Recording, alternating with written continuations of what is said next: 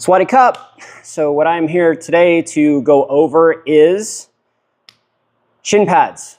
Which shin pads are going to be best for me as a Muay Thai or kickboxing athlete. My name's Crew Marcus. I've been doing Muay Thai for over 20 years. This is my experience with the various types and styles of Muay Thai style shin pads. It comes down at the end of the day to preference and what your budget is. My preferred brand is actually Fairtex. Don't let that bias sway you one way or another on your shin pad purchase. I've recently worn Top King for the past 3-4 years. I was trying these brand out. This is a very good brand that worked out very well for me, a lot of durability. The biggest thing when it comes to shin pads is the style that you want and need for the application. So you have everything from a slip-on fabric style to a Velcro leather or synthetic leather style shin pad. You can even get the synthetic shin pads in a slip-on with a neoprene backer. Each has their pros and cons. So first, I'm going to start with the cotton ones. So the cotton ones, these ones are what you're going to see in a lot of amateur competition, especially if it's a big tournament. This is usually the style of shin pad that is required. Sometimes they'll allow these style, but this is usually the style that you need. These are very inexpensive. You can get them on Amazon for as little as $15, depending on the brand. I've paid as much as $40 for more premium brands, but they are all exactly the same in my opinion, just a different logo on the shin part, okay? These are very good. You have to usually contour them with your hand a little bit to form fit them to your shin. They usually come in like 2 sizes, basically small and large.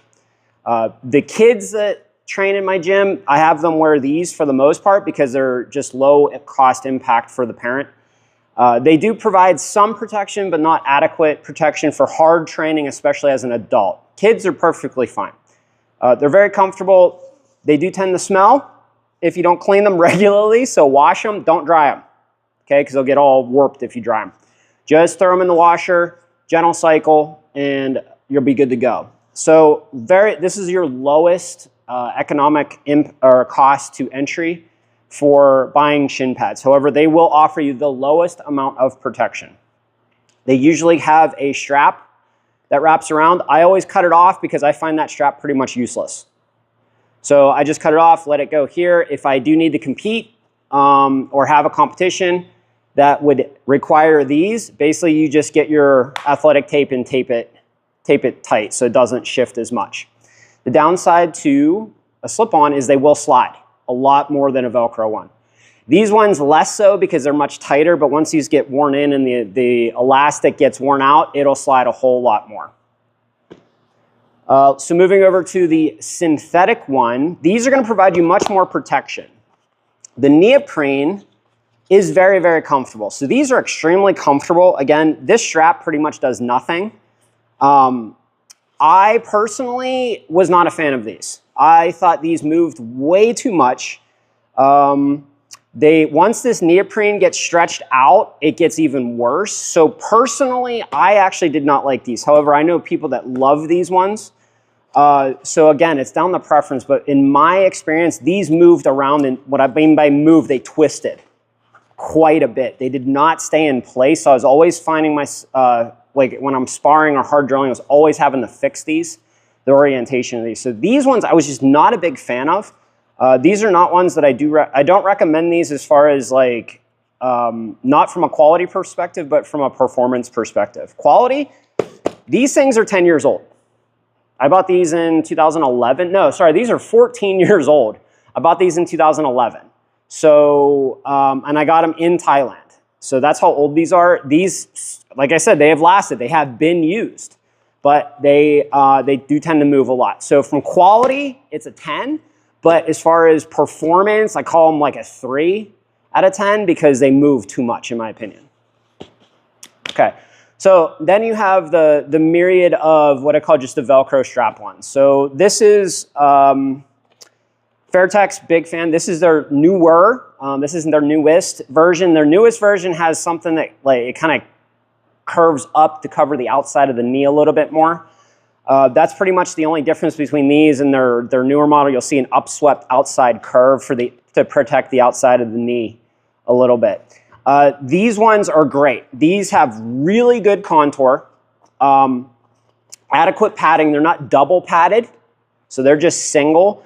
That is perfectly fine for me. I don't really care about the double padding. And the Velcro is good to secure these in place. I find that this style, the Velcro style, moves substantially less. So the big difference that you're gonna see in these, okay, versus some other ones, I think Twins has more of this style where it's like a double padding versus the contoured single layer. Is you'll see that contour for one. This does provide a little bit extra padding. You'll see that the foot box is not nearly as wide. So your ankle is not exposed in this style, but your ankle will be exposed here. So you do run the risk of hitting elbows with your ankle bone, which I have done with these. This brand, this strap, in my opinion, is a little bit too long. So these are medium size. I felt that in this brand, I should have went with a small.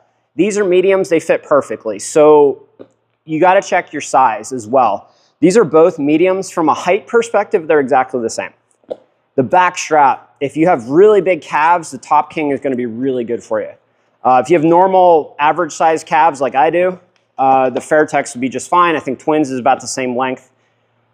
So you gotta take that in mind as well. These have lasted, I've had Fairtex, I've had King, they've lasted me years. So these are the preferred style that I get for people. You're gonna pay less than $100 for any brand that you get, generally speaking. This is an older Fairtex model. I don't actually remember the model numbers for these. I think this is SP5. I don't know what the model is for these.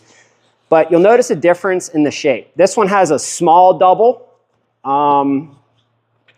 And you'll notice that these are extra large, so these are much bigger. That's why you see this foot box difference. But if you go a medium, cut this size in half, and that's about your foot box. It's more similar to this as far as like the way the foot box works. I've worked with these in the past. I like these ones better personally. I think these just are more comfortable. From a movement standpoint, left and right when they shift, it's about the same. What I'll say is these are going to be cheaper. So if you're a little bit on a budget constraint, these are going to be cheaper than these from a Fairtex perspective. I haven't done a lot of research on pricing for the other brands. I do know that the Top King was pretty much in line with Fairtex on the pricing. Quality, I think, is pretty much equal. So like I said, I've worn these for, let's see, this 5th year the gym's open. So I've had these for about 4 years almost. And the reason I'm changing them out is right here on this middle part is just wearing a little bit thin. So I'm feeling it constantly right here. That's the main part of my impact zone for blocking. So that is actually what is taking these to a new level, and basically these become the gym loaner pads. So we'll see how these ones fare out. Like I said, I've worn Fairtex for decades, 2 decades, so I'm very happy with the quality in them. So if you're getting into Muay Thai, you're getting into kickboxing, or even any other striking combat sport, these are the options that you're gonna run into. You'll see some that actually have a foot box that separates. They Velcro. I've seen those.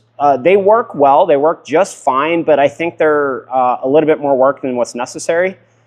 So, and they're unneeded. I would say if you are working like a street defense or self-defense program where you're wearing shoes and you want to go a little bit heavy, being able to remove that foot box is super important. So if you're working a striking art for self-defense and you guys are practicing in shoes, so you're wearing your street clothes and you're wearing your shin pads over top with your shoes on, that would be the way to go for that one. But if you're working, traditional Muay Thai, traditional sport kickboxing, you just get the one that's already fixed attached. It's going to be cheaper, and then you don't have to worry about losing these. That's the problem with separating pieces of equipment. They tend to go missing. So when you are considering your shin protection needs, these are kind of the options that you're going to have. The other options that from branding perspective that I've seen are very, very good. Venom does a pretty good job. RDX does a really good job for the money.